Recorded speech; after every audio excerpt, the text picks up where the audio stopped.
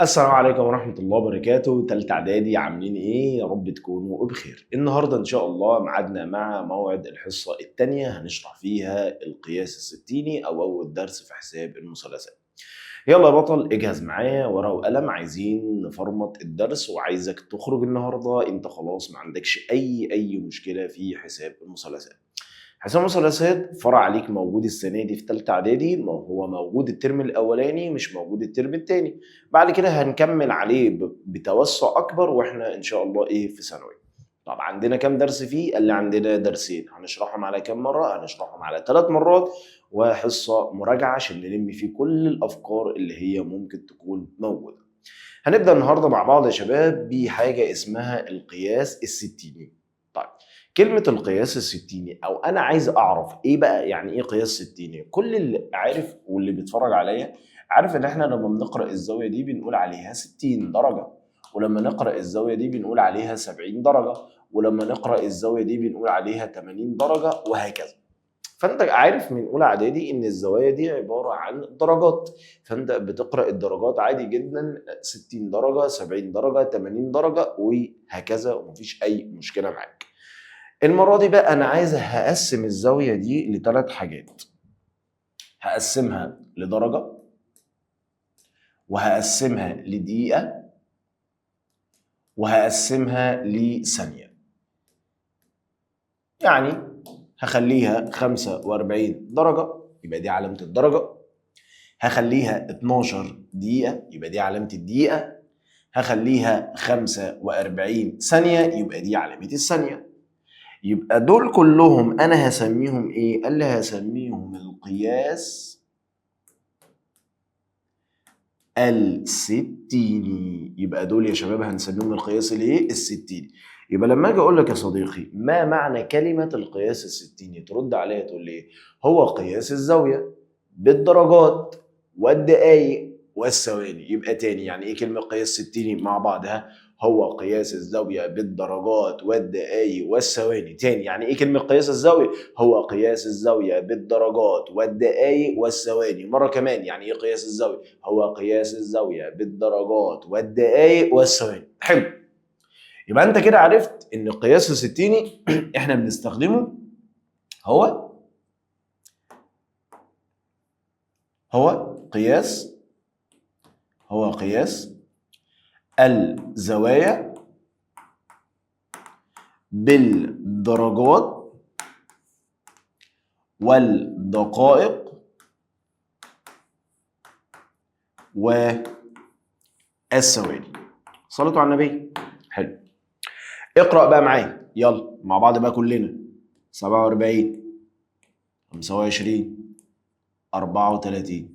يلا صديقي اللي مركز، ايوه قول معايا يلا. 47 درجه، برافو عليك. 25 دقيقه، ممتاز. 34 ثانيه، حلو. اقرا دي كمان.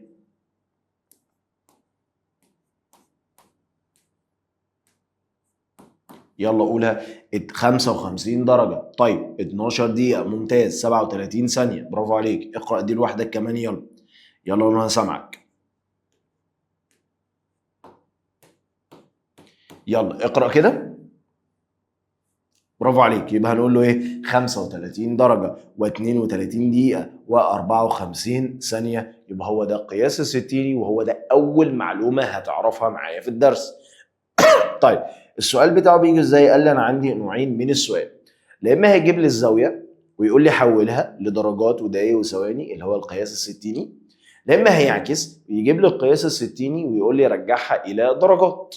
يبقى كده أول نوع من الزوايا اللي هو هيقول لي حول الزوايا الآتية بالدرجات.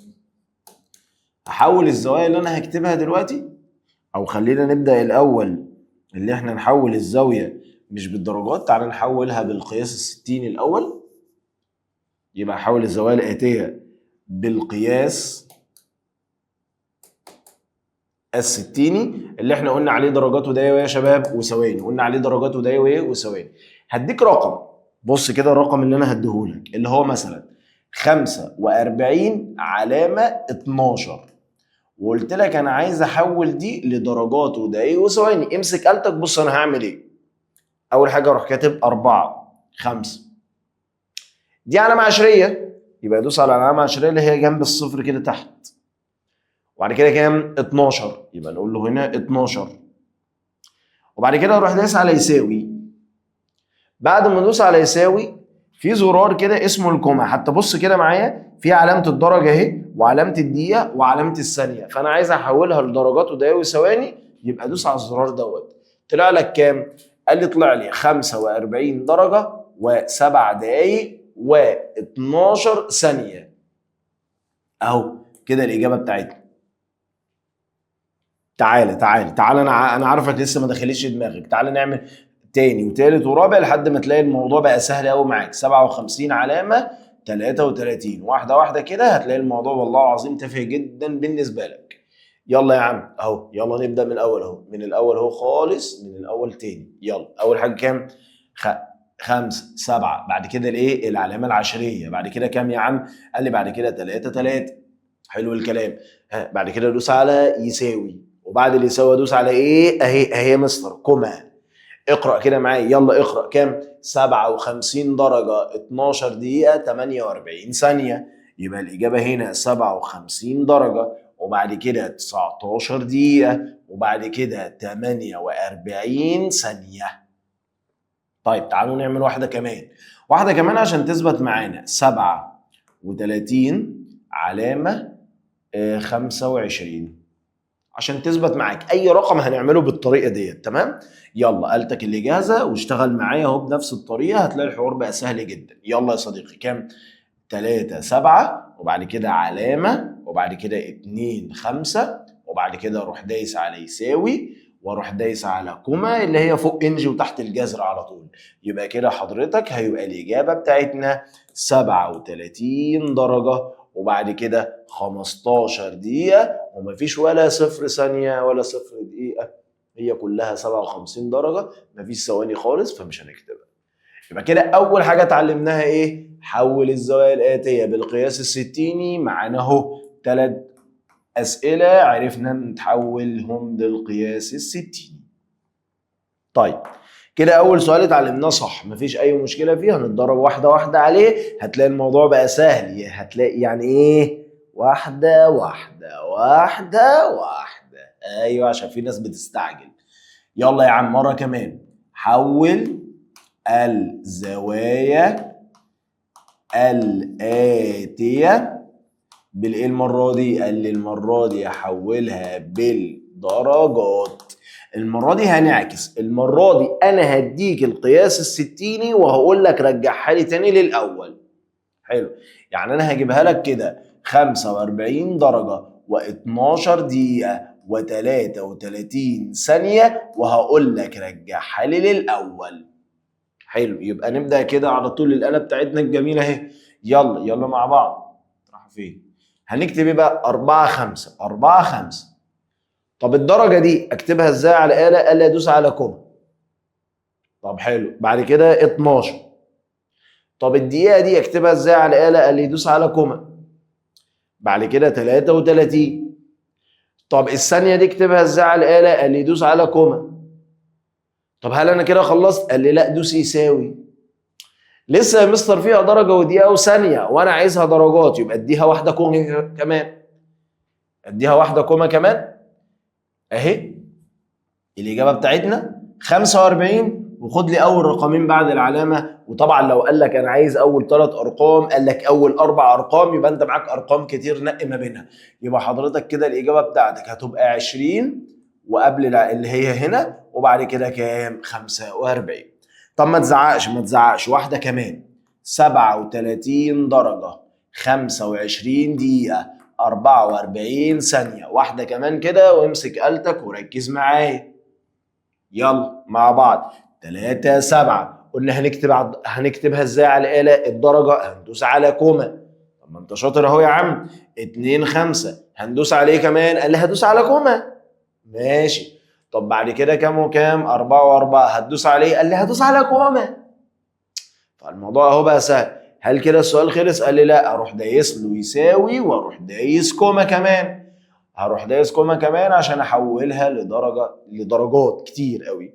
فكده الاجابه بتاعتنا هتبقى كام؟ ها زي ما انت شايف 37. طب افرض قال لي انا عايزها الاول 4 ارقام عشريه، يبقى انا اخد من هنا 4 ارقام اللي هي 4 2 8 8. هاخد من هنا اول 4 ارقام عشان هو عايزها لاقرب ارقام عشريه، يبقى ناخد اول 4 ارقام والحوار خلصان. حلو الكلام؟ حلو الكلام، ما فيهوش اي حاجه خالص. طب ادينا واحده كمان يا مستر عشان ناكد عليها ونختم الفكره دي خالص تماما. قال لي ماشي 55 درجه و23 دقيقه و34 ثانيه. واحده كمان عشان يبقى انت كده قفلت لي الجزئيه ديت ونخلص منها. وكده احنا عرفنا نتعلم مع بعض ازاي نحول من ايه؟ من درجات لستيني، وبعد كده من ايه؟ من 60 الدرجات. ودي اول فكره في الدرس لازم تعرفها. حلو.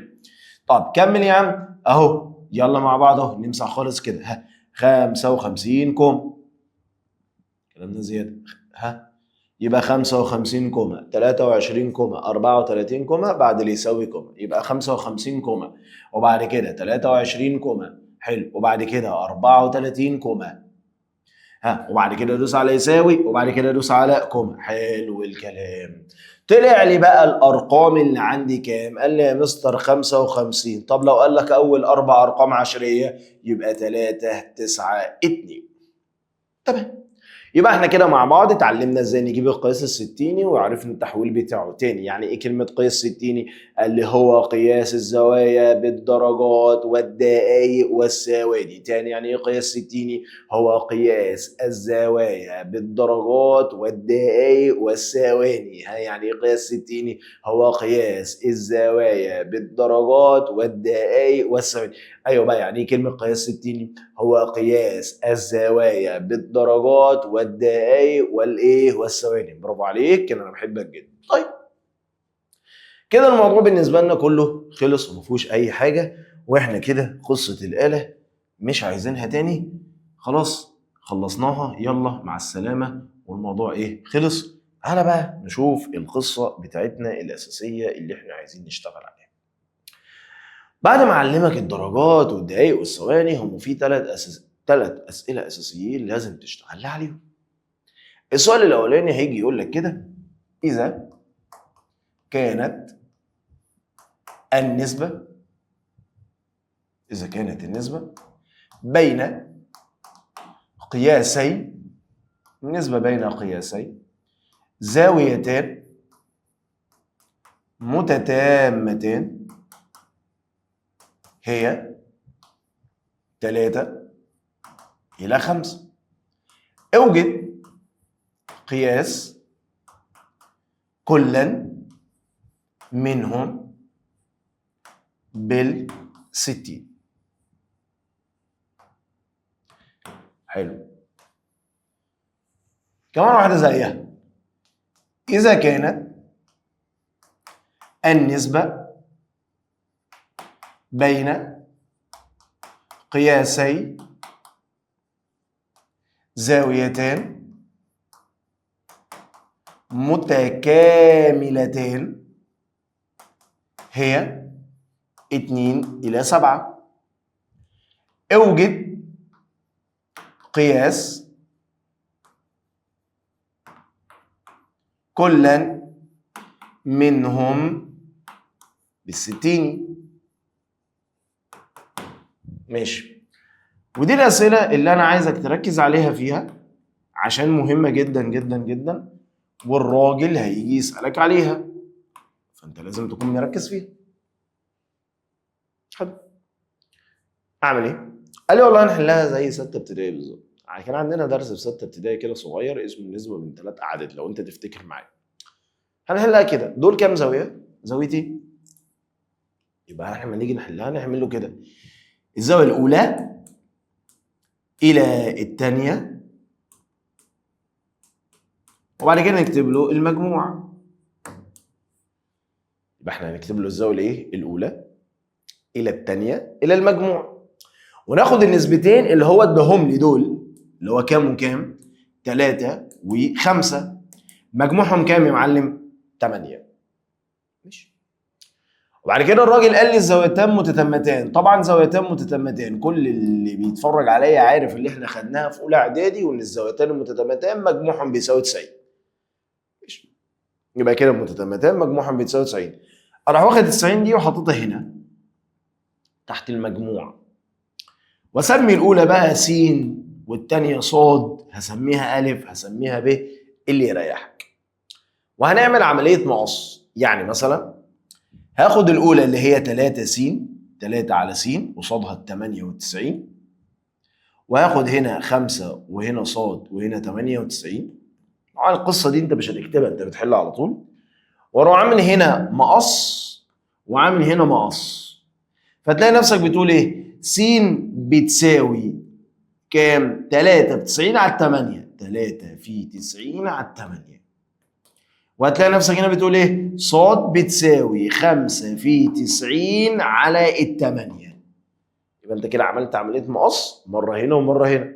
رحت عامل له كده مقص اهو 3 في 90 على 8. بعد اللي يساوي هتدوس على زرار القمع عشان تحولها له لدرجه ودقيقه وثانيه. يبقى انت بعد اللي يساوي كل اللي انا عايزه منك بعد اللي يساوي انك تدوس له على زرار القمع اللي هو بيكون عندك في الاله الشكل ده كده، او زي ما انا وريته لك في الاله بتاعت التليفون.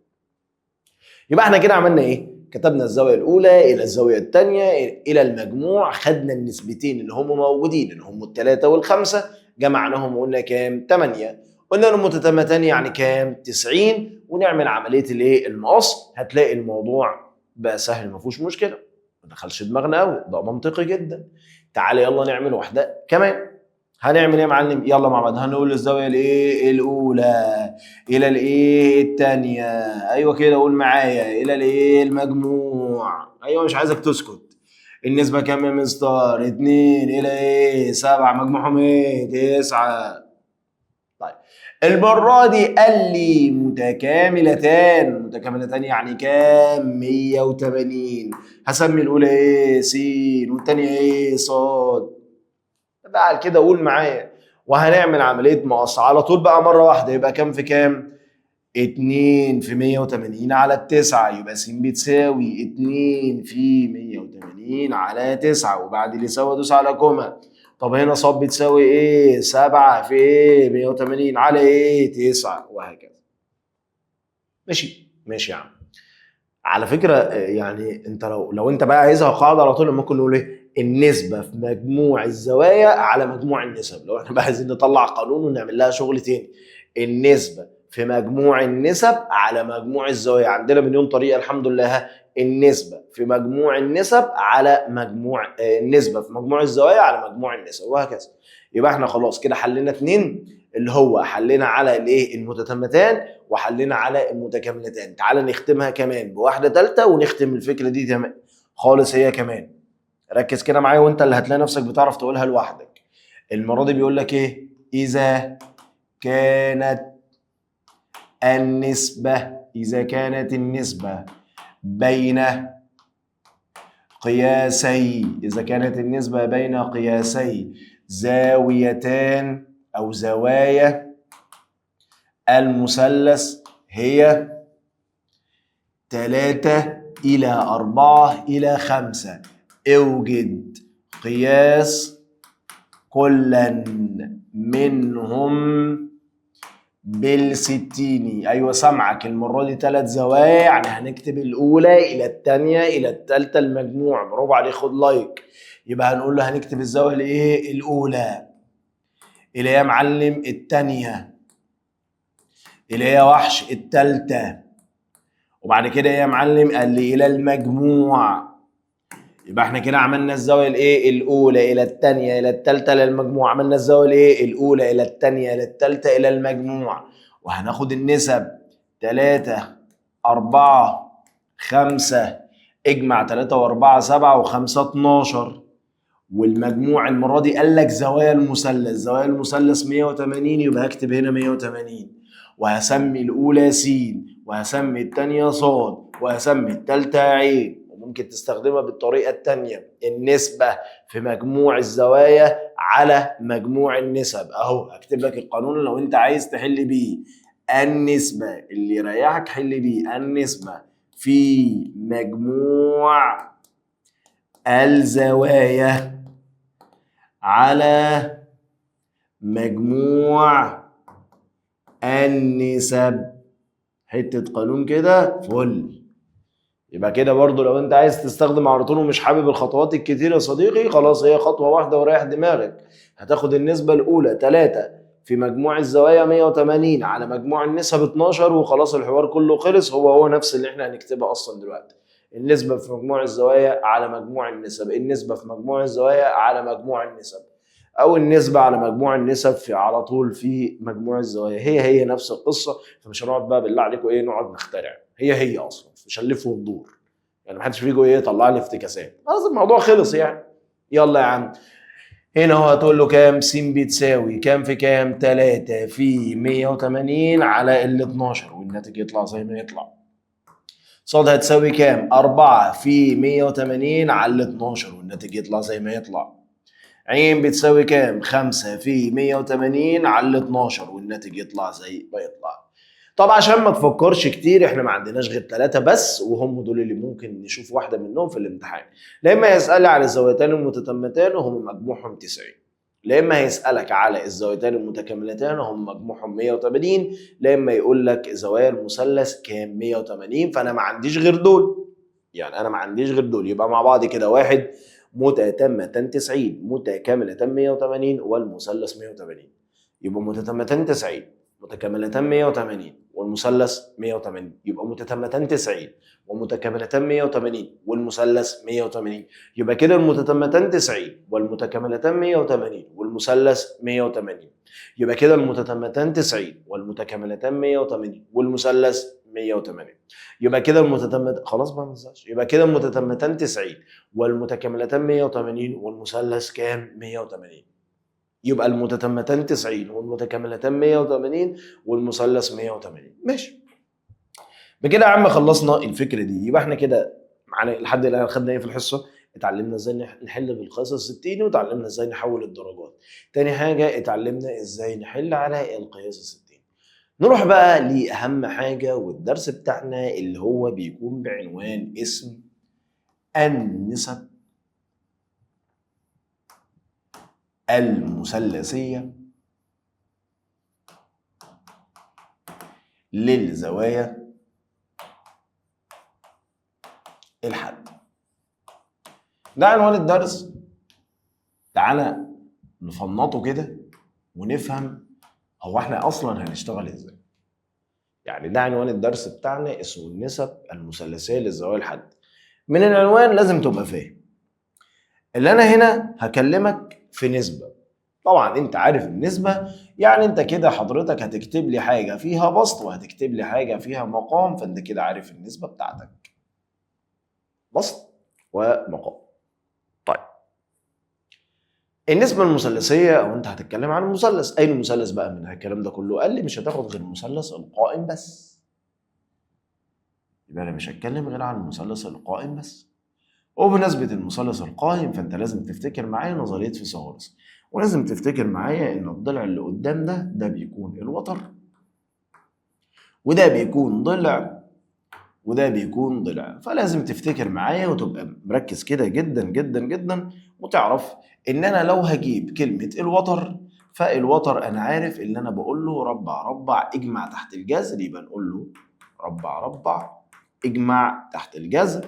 وكمان لازم تعرف معايا ان انا لو عايز اجيب الضلع هيبقى الضلع بيساوي ربع ربع اطرح تحت الجذر. يبقى انا كده ترجمت ان انا الضلع بطرح والوتر بجمع. الوتر بجمع والضلع بطرح. المنطقه صح اصلا. يبقى انت كده عرفت انك هتشتغل في المثلث القائم. طيب للزوايا الحاده كل اللي احنا هنشتغل فيه هم زاويتين. هنشتغل في الزاويتين، هنشتغل في الزاويتين الحادتان في المثلث القائم. يعني انا كل اللي هشتغل فيه الزاويتين الحادتين في المثلث القائم اللي بيكون مجموعهم كام اصلا؟ 90، لان المثلث كله 180 فانا هشيل دي. يعني انا كده يا شباب هناخد كام زاويه؟ زاويتين، زاويتين ايه؟ حدتين في المثلث الايه؟ القائم. يعني انا لو المثلث بتاعي ا وب وج، يبقى انا هشتغل على زاويه الالف وهشتغل على زاويه الجيم، وطبعا دول لو اتجمعوا مع بعض لازم يعملوا 90، وبسالك برضو عليها سؤال. يبقى احنا كده فهمنا المضمون اللي احنا هنشتغل عليه. هناخد النسب واللي هي عباره عن ايه؟ بسط ومقام، وهنعرف يعني ايه كلمه النسب، وتعالى نعرفها بالمره. النسب يعني بتكلم على الجاه، بتكلم على الجتا، بتكلم على الظا. واللي اكتشف طبعا حساب مثلثات هو قدماء المصريين، وكانوا بيستخدموا الحاجات دي طبعا في ارشادات السفن في البحر. الجاه لازم تكون حافظها معايا، ان كلمة الجاه يعني مقابل على وتر، وكلمة الجتا يعني مجاور على وتر، وكلمة الظا يعني مقابل على مجاور. لازم يا صديقي تبقى فاهم القصة دي ماشية ازاي، او انت عارف انك هتشتغل في النسب دي. يبقى هو ده النسب، عشان كده قلنا بسط ومقام. يبقى انا كده هستخدم النسب اللي هي بسط ومقام. ارجع معايا، ايه هي النسبة؟ الجا هي المقابلة على الوتر، والجتا هي المجاورة على الوتر، والظا هي المقابلة على المجاور. يبقى مرة كمان، الجا مقابل على وتر، الجتا مجاور على وتر، الظا مقابل على مجاور، الجا مقابل على وتر، الجتا مجاور على وتر، الظا مقابل على مجاور، الجا مقابل على وتر، الجتا مجاور على وتر، الظا مقابل على مجاور.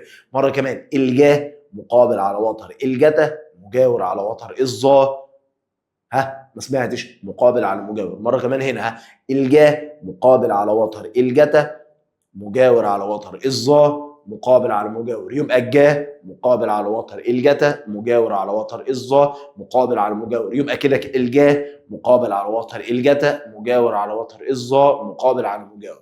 يبقى كده الجا هي مقابل على وتر، والجتا مجاور على وتر، والظا مقابل على مجاور.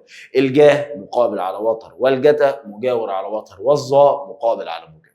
طيب، وعرفنا ان احنا نشتغل في نظريه فيثاغورس، وخدنا كلمه الايه، وعرفنا نظريه فيثاغورس، وهنشتغل في المثلث القائم، وعرفنا الوتر هنجيبه ازاي والضلع هنجيبه ازاي، وهنشتغل في الزاويتين الحادتين اللي هم في المثلث القائم اللي بيكون مجموعهم بيساوي 90. كده انا قلت لك اللي هنشتغل عليه في الدرس كله من عن طريق العنوان، وعرفتك ايه اللي ممكن نستخدمه طول الاسئله في الحل. فتعالى يلا نبدا الاسئله ونشوف شكل الاسئله بتيجي ازاي. تعالى نعمل اول سؤال.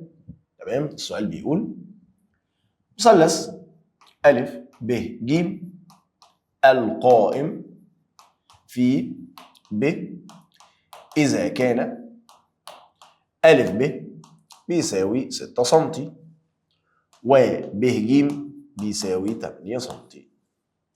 فهنا الراجل بيقول لك اوجد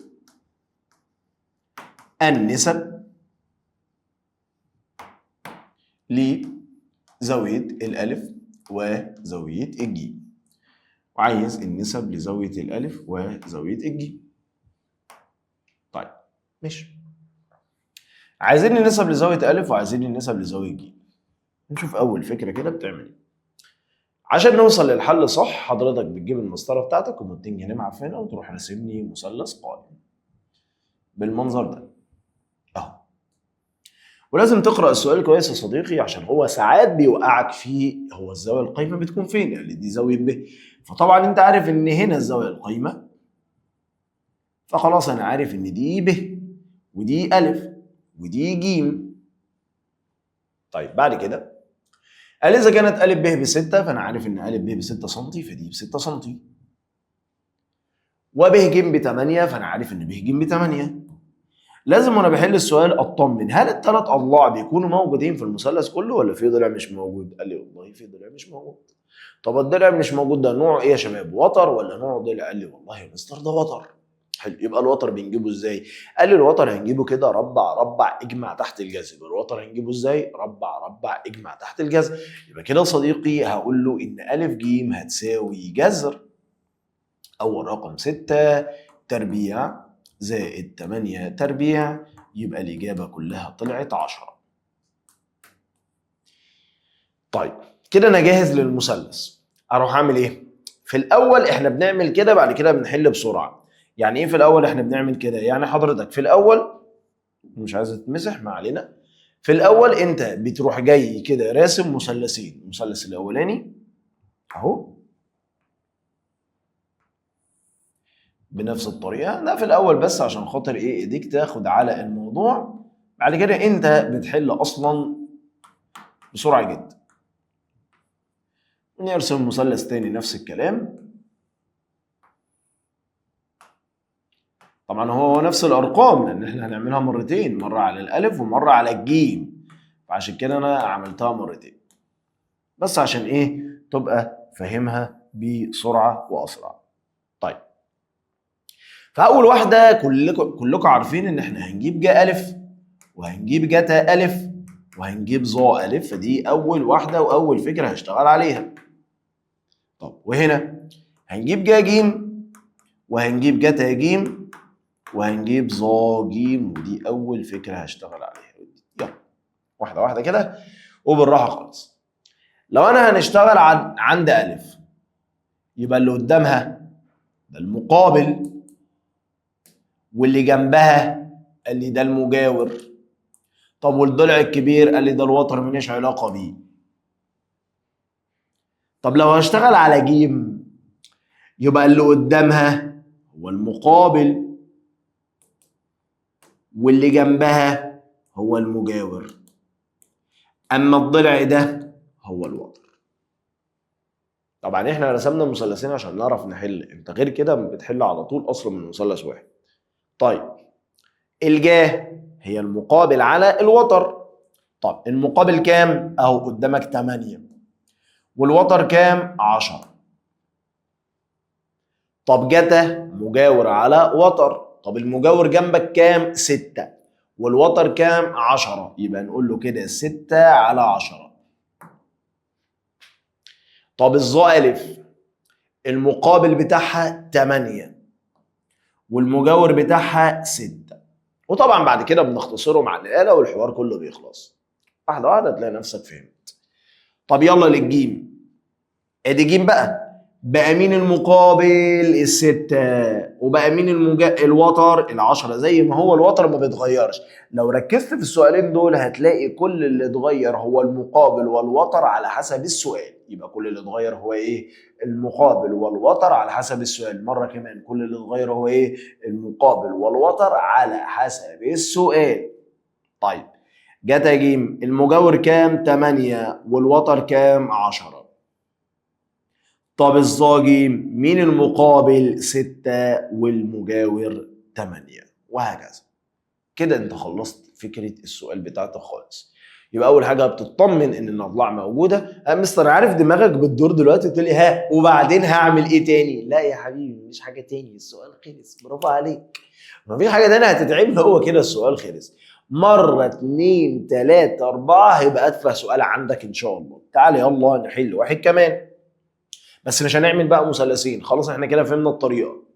هنقول له كده مثلث، تمام، الف ب ج، القائم في ج اذا كان الف ج ب5 سم والف ب ب13. اوجد النسب لزاوية ألف وزاوية ب. عايزين النسب لزاوية ألف وزاوية ب. أنت خلاص قريت اللعبة، إن أول حاجة هتتعمل عشان السؤال ده يتحل صح إن أنا أرسم المثلث القائم. يبقى أول حاجة هعملها إن أنا أرسم له المثلث القائم بنفس الطريقة أهو قبل أي حاجة، واعرف هي قايمه في اي زاويه. قال لي هي قايمه في جيم، يبقى اجيب الجيم هنا والالف اهي والايه الباء اهي. طيب بيقول لي اذا كان الف ج ب5 يبقى حضرتك هتجيب الخمسه عند الالف ج، واذا كان الف ب ب13 يبقى حضرتك هتجيب عند الالف ب هي ال13 هنا، وتسال نفسك سؤال، هل الثلاث اضلاع موجودين؟ قال لي لا يا مستر في ضلع مش موجود. مين الضلع؟ ضلع ولا وتر؟ ضلع. يبقى كده هستخدم نظريه فيثاغورس. هتطرح ولا تجمع؟ قال لي لا انا كده هطرح. حلو. يبقى انت كده يا صديقي هتقول له ان ج ب هتساوي جذر. مين اللي يتكتب الاول؟ قال لي والله يا مستر اللي يتكتب الاول الوتر. وخلي بالك عشان في ناس بتتلخبط لي في الجزئيه ديت، لا انا عايز الوتر هو اللي يتكتب الاول بعد كده، لان الاله حضرتك هتطلع سالب فمش هينفع. ولا عيب ايه راح فين؟ يبقى مين الاول؟ 13 الكل تربيع ناقص 5 الكل تربيع. هدخلها على الاله فالاله هتقول لي 12. ارسم بقى مثلثين؟ لا خلاص كبرنا كبرنا يا حبيبي. على طول بقى اجهز سؤالي اللي انا هجيب جا الف، اللي انا هجيب جتا الف، اللي انا هجيب ظا الف، وبعد كده هنا هجيب الجا ب، اللي انا هجيب جتا ب، اللي انا هجيب ظا ب. يا مستر عندي سؤال، لو لابي ما كنتش مركز معاك في اول الحصه معلش. قول يا حبيبي السؤال. هو انت ليه ما بتاخدش الزاويه القايمه؟ انا هسيبك انت تردوا عليه. هو انا مش قلت ياض في الاول خالص ان انا بستخدم الزاويتين الحادتين؟ يعني انا ما جبت سيره الزاويه القايمه خالص. هعديها لك المره دي بس ركز. ماشي شكرا يا مستر. هنيجي عند الوتر ونكتب عنده كلمه الوتر، عشان الوتر ده انا اصلا ماليش دعوه بيه. انا اهم حاجه المقابل المكافئ. بتسال على مين يا معلم؟ قال لي بسال على الف. عامله ايه الف؟ قالت لي انا يا عم بقى بسال على الف، يبقى هشوف اللي قدامها. اللي قدام الالف هو المقابل يبقى 12، والوتر زي ما هو 13. ماشي. اللي جنب الالف هو الخمسة والوتر 13. اما هنا مقابل على مجاور يبقى 12 على 5. طب الجا حلو، هنشتغل على ب، فاللي قدام الب بقى هو المقابل يبقى اللي قدامها 5 والوتر 13. طب الجتا ب، اللي جنب الب 12 والوتر 13. طب الظا ب هي المقابل على المجاور يعني 5 على 12. وبكده السؤال خلص. تعال اديك شويه ملاحظات لو انت واخد بالك منها. بص كده، جا الف هي جتا ب، دي 12 على 13 ودي 12 على 13. طب بص كده، جتا الف هي جا ب. طب بص كده، ظا الف بتساوي ظا ب بالعكس. انت عايز توصل ليه؟ عايز اوصل ان حضرتك الجا والجتا لزاويتين مختلفتين زي بعض. تاني، الجا والجتا لزاويتين مختلفتين زي بعض. يعني انا لو قلت جا الف ب 12 على 13 يبقى جتا ب زيها 12 على 13. لو انا قلت جا ب 5 على 13 يبقى جتا ألف 5 على 13. يبقى الجا والجتا زي بعض لزاويتين مختلفين. الجا والجتا زي بعض لزاويتين مختلفين. الجا والجتا زي بعض لزاويتين مختلفين. الجا والجتا زي بعض لزاويتين مختلفين. يعني أنا لو ضحكت عليك ورحت جاي أعمل لك كده وأقول لك إذا كان جا س بتساوي 3 على 5 فإن الجتا س بتساوي الجتا شفتوا الاستعجال؟ يلا يا الجتا صاد هتساوي كام؟ ولو جيت قلت لك إذا كان جا ألف بتساوي 12 على 13 يبقى جتا ب بتساوي كام؟ وكمان واحدة، إذا كان جا س بتساوي 20 على 25 تبقى جتا صاد هتساوي كام؟ المستر لسه قايل ان الزاويتين لما يكونوا مختلفين زي بعض. المستر لسه قايل لما الزاويتين يبقى مختلفين زي بعض. يبقى خلاص عرفنا جا الف بتساوي جتا ب. خلاص عرفنا جا س بتساوي جتا ب. خلاص بقى يا مستر عرفنا، عشان بعد كده اللي هيجي يتلخبط فيها ولع فيه. خلاص عرفت ايه حل يا عم؟ ماشي. ها جا س بتلاتة على خمسة يبقى جتا صاد بتلاتة على خمسة. جا ألف ب12 على 13 يبقى برضو جتا ب ب12 على 13. جا س ب20 على 25 يبقى جتا صاد برضو ب20 على 25. يبقى الجا والجاتا زي بعض لو مختلفين. ها الجا والجاتا زي بعض لو مختلفين. طب لو زي بعض عكس بعض. متشغلش مخك والنبي عليا. طيب نروح لسؤال كمان وتشوف الفكره، بس نزود فيها حاجه يعني. الراجل بيقول لك اهو مثلث، رسمه لك بقى المره دي الراجل كتر خيره، عاطل لك هنا الالف وقال لك الب وقال لك الجيم وقال لك هنا يا معلم كده 12 وهنا 5 وقال لك بعد اذنك لو تكرمت اثبت ان ايه. اثبت دي انا ما خدتها يعني اسمه ناقص عشان اثبت ان الجتا ب في الجتا ج ناقص الجا ب في الجا ج هتساوي نفسيتك. حبيبي تسلم لي، انا عارف نفسيتك صفر شكرا. ماشي عادي ولا يشغلني، هحل نفس ما انت حليت يعني، مش هعمل حاجه. ادور على الوتر الاقي الوتر قصاد الزاويه القايمه. ازاي يا مستر ده تحت؟ ايوه المثلث اتشقلب عادي يعني، ايه المشكله؟ ما انت بتنام بالشقلوب بني ادم برضو عادي. ماشي.